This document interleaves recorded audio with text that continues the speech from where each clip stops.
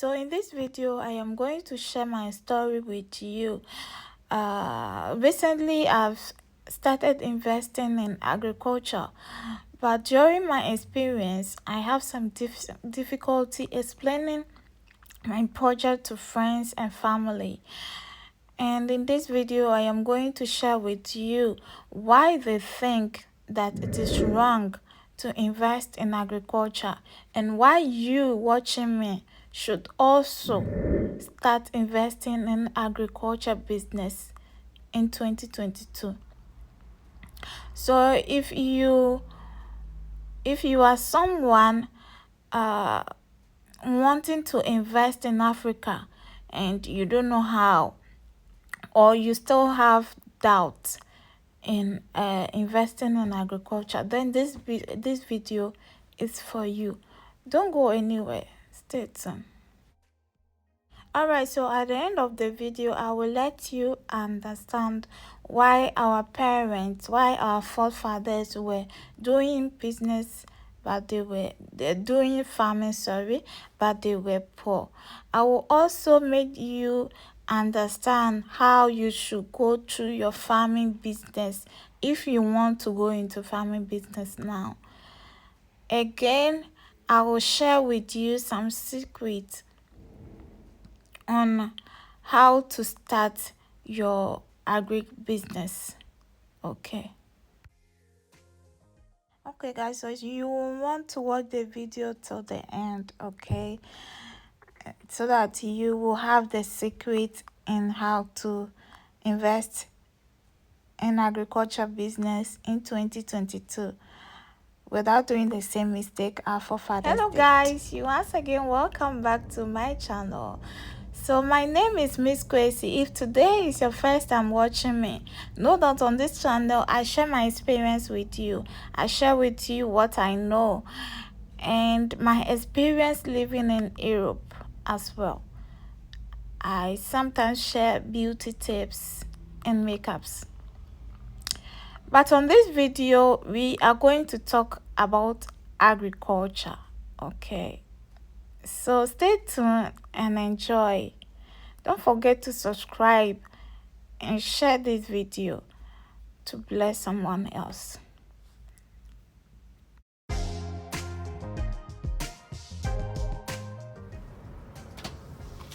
Okay, let's talk. So during my experience as a farmer, whenever I'm talking to my friends that I'm not investing, even my family, that I'm investing in farming, the first thing you hear is, why farming?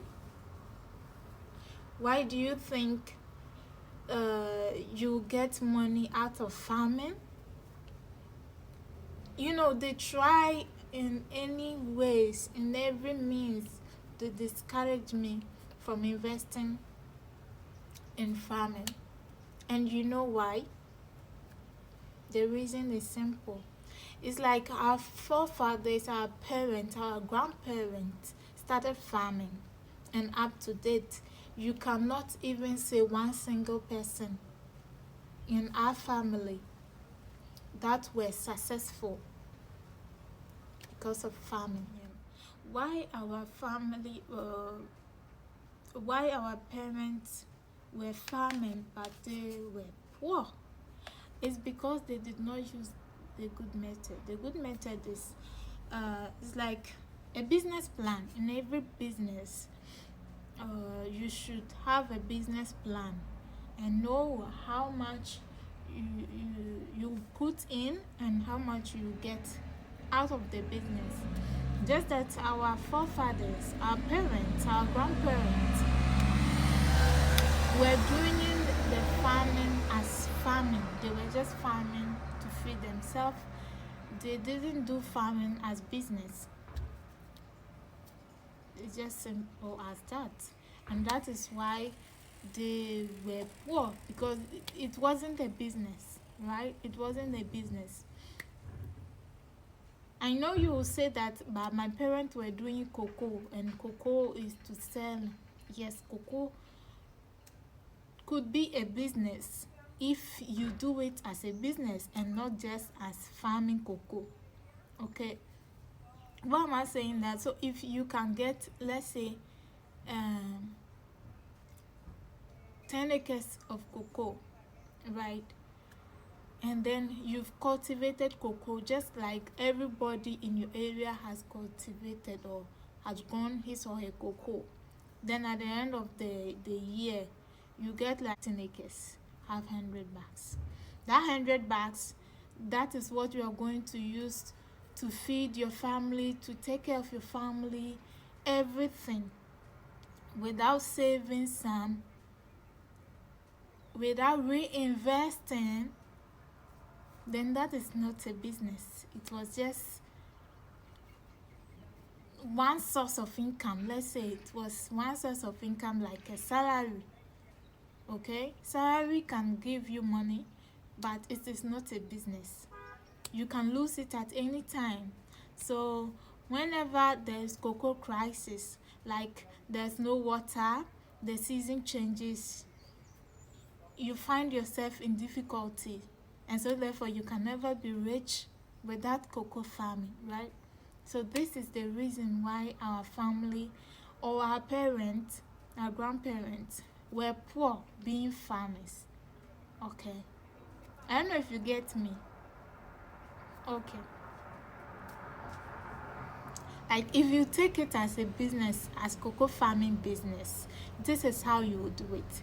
Let's say you have 15 acres, you did 15 acres this year, another 15 acres. Not to know that cocoa, before you start harvesting cocoa, it will take you like 3 years. So let's say every 3 years you have 15-acre cocoa farm, right? So this 1 year you did cocoa farm, the second year you maintain it to make sure that it's up to 3 years, and then after 3 years that you started harvesting, you get employees working for you. Okay, so you don't put yourself too much into it, so you have time to manage another cocoa farming project, right? So the third year you now go and get yourself another 15 acres of land, then you start the cocoa farming again. So when you be doing it, meantime you have your business plan, as in 10 years, in 15 years, in 50 years, how how much should I get from my cocoa farming business? Okay, so by so doing, you will know that, you will see that your first 15 acres will be the one that you will use to support your family, take care of your family, do all this. While the second will be the one you use to reinvest, right? And then your third culture, your third cocoa farming project will be your savings, or maybe you will use this to do other projects. You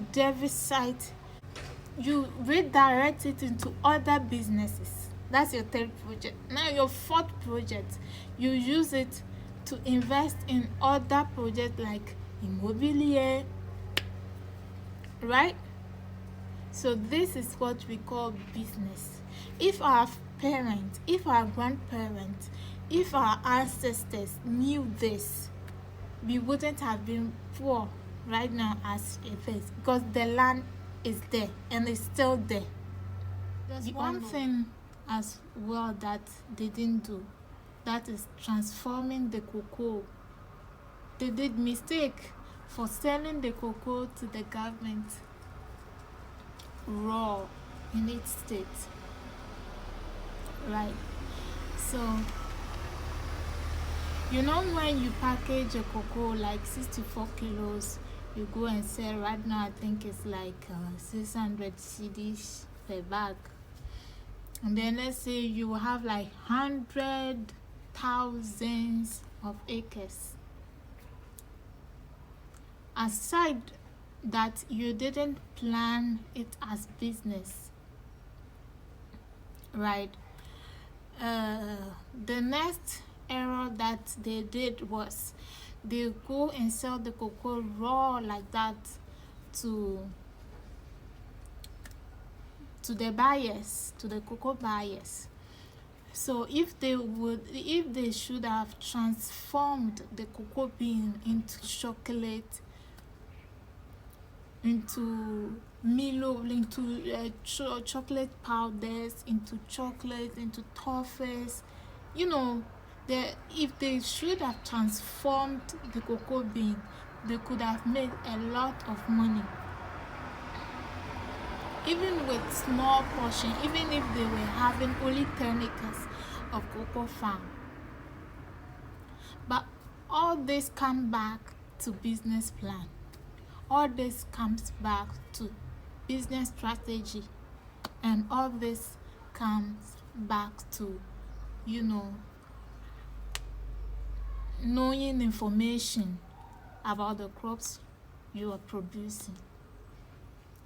So I would say that if you want to do farming today, because there's now a lot of technologies in Africa, there's a lot of agencies in Africa that are helping to achieve the modern farming business. So you should go about it. One, have your business strategy, marketing strategy, and all that. And once you have that, you are good to go. Trust me, there's money in farming.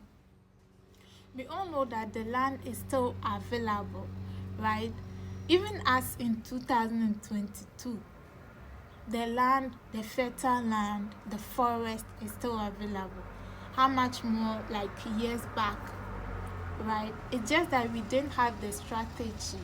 They didn't strategize it. They didn't do farming as a business. Kwemba, that's all.